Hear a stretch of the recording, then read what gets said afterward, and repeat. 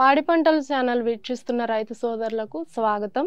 నా పేరు శైలజారాణి, శాస్త్రవేత్త, తెగుళ్ల విభాగము, చెరుకు పరిశోధనా స్థానము, ఆచార్య ఎన్జీ రంగ వ్యవసాయ విశ్వవిద్యాలయం. ఈరోజు మనము చెరుకులో ప్రధానంగా ఆశించే వైరస్ తెగుళ్ళు, వాటి యాజమాన్య చర్యల గురించి చర్చించుకుందాం. చెరుకును ప్రధానంగా ఈ మధ్య కాలంలో మన రాష్ట్రంలో గమనిస్తున్నాము. పసుపు ఆకు తెగులు అనే తెగులు ఎక్కువ నష్టాన్ని కలిగిస్తూ ఉంది. ఈ తెగులు ముఖ్యంగా వైరస్ వలన కలుగుతుంది. పసుపు ఆకు తెగులు అనేది 7 నుండి 8 నెలలు దాటిన మొక్కలో మనకి లక్షణాలు కనిపించవు. ఈ తెగులు ముఖ్యంగా ఎప్పుడు కనిపిస్తుందంటే 7 నుండి 8 నెలలు దాటిన తర్వాత మాత్రమే లక్షణాలు మనకి బయటకి కనిపిస్తాయి. మొవ్వ ఆకులు మధ్యన ఈనెలు పసుపు రంగుకు మారి క్రమంగా మధ్య ఈన నుండి ఆకుల చివరి వరకు వ్యాప్తి చెందడం, ఆకు చివరి నుండి ఎండిపోవడం గమనించవచ్చు. ఆ తర్వాత ఈ తెగులు తీవ్రత ఎక్కువ అవ్వడం వల్ల మొవ్వ ఆకులన్నీ కూడా నిటారుగా నిలిచి పైనుండి క్రిందకి ఎండిపోతాయి. తీవ్రం అయినప్పుడు తెగులు గడల లావు తగ్గి దిగుబడి కూడా తగ్గి గిడసబారిపోవడం గమనించవచ్చు. ఇలాంటి లక్షణాలు కనిపించినప్పుడు రైతులకు తీవ్ర నష్టం కలగడమే కాకుండా దిగుబడి కూడా తగ్గుతుంది. ఈ తెగులు అనేది పేనుబంక ద్వారా వ్యాప్తి చెందుతుంది. ఈ పేనుబంక లక్షణాలు చూసినట్లయితే ఆకుల చివరి నుండి క్రమేపీ కిందకు ఎండిపోవడం జరుగుతుంది. ఇక్కడ పైనున్న ఆకులు నిటారుగా విసినికర్ర మాదిరిగా కిరీటం లాగా కనిపిస్తాయి. ఈ లక్షణాలు కనిపించినప్పుడు తెగులు సోకిన మొక్కలను కాల్చి దూరంగా పారేయడం వల్ల చాలా వరకు మనం వ్యాప్తిని అరికట్టవచ్చు. ఈ పేనుబంక అనేది మనకి తెగులు వ్యాప్తి చేసే కీటకం కాబట్టి ఈ తెగులు వ్యాప్తి చేసే కీటక నివారణకు డైమిథయోట్ అనే మందును 2 మిల్లీలీటర్లు లీటర్ నీటికి కలిపి పిచికారి చేసుకున్నట్లయితే వ్యాప్తిని కొంతమేర తగ్గించుకోవచ్చు. అయితే ముఖ్యమైన చర్యగా ఆరోగ్యకరమైన తోటల నుండి మాత్రమే విత్తనాన్ని తీసుకోవాలి. తెగులు ఉధృతి ఎక్కువగా ఉన్న ప్రాంతాల్లో టిష్యూ కల్చర్ ద్వారా అభివృద్ధి చేసిన విత్తనాన్ని మాత్రమే వాడుకోవాలి. యాజమాన్య చర్యల్లో భాగంగా ఈ 2 చర్యలు చేపట్టినట్లయితే తెగులు నుండి చాలా వరకు మనం నష్టాన్ని తగ్గించుకోవచ్చు. అలాగే మనకి కనిపించే ఫైటోప్లాజ్మా గడ్డి దుబ్బు తెగులు అనేది కూడా విపరీతంగా కనిపిస్తుంది. ఈ తెగులు కొన్ని రకాల్లో అధికంగా కనిపించడం వల్ల ఆ రకాలు కూడా మనకి చాలా నష్టం చూసాము. ముఖ్యంగా కో 770, 81A99, కో 975, కో 62-175, 83V15, 91V83 వంటి రకాల్లో తెగుళ్ళ లక్షణాలు ఎక్కువగా చూస్తూ ఉన్నాము. అయితే ఈ తెగులు మొక్క తోటల కన్నా కార్సి తోటల్లోనే ఉధృతి ఎక్కువగా గమనిస్తూ ఉన్నాము. ఈ తెగులు సోకినప్పుడు ఈ గెడలు ఎదగకుండా పాలిపోయి క్రమేపీ గడ్డి దుబ్బు వలె పిలకలు పుట్టి చనిపోతూ ఉంటాయి. అందువల్లనే దీన్ని గడ్డి దుబ్బు తెగులు అన్నాము.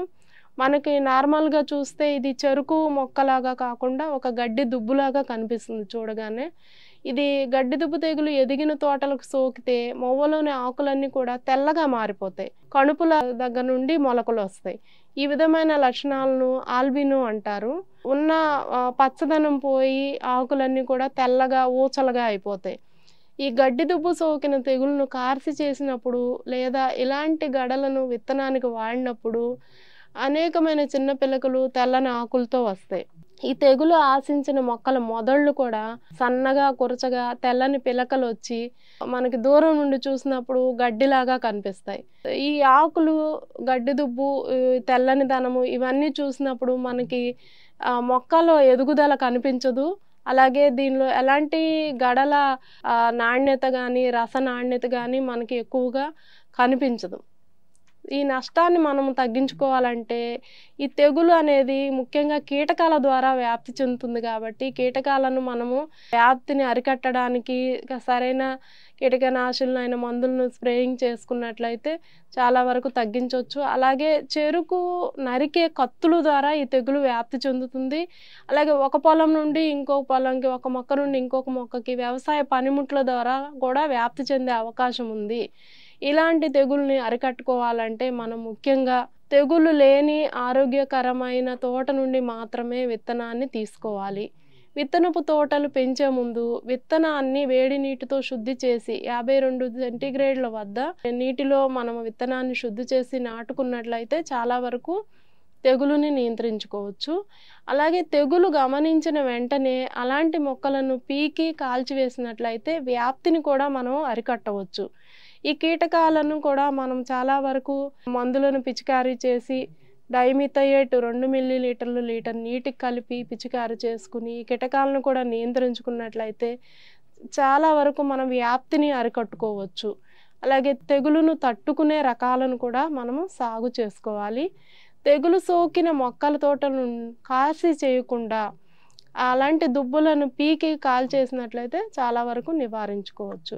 అలాగే మనకి పసుపు ఆకు తెగులు, గడ్డి దుబ్బు తెగులే కాకుండా ఆకుమాడు తెగులు అనే తెగులు కూడా కనిపిస్తుందండి. ఇది బ్యాక్టీరియా వల్ల వచ్చే తెగులండి. ఈ ఆకుల మీద చూసినట్లయితే మనం లక్షణాలు సన్నటి తెల్లటి చారలనేవి గమనిస్తూ ఉంటాం ఆకుల మీద. ఈ చారల వెంబడి ఆకులు ఎండిపోవడం కూడా మనం గమనించొచ్చు.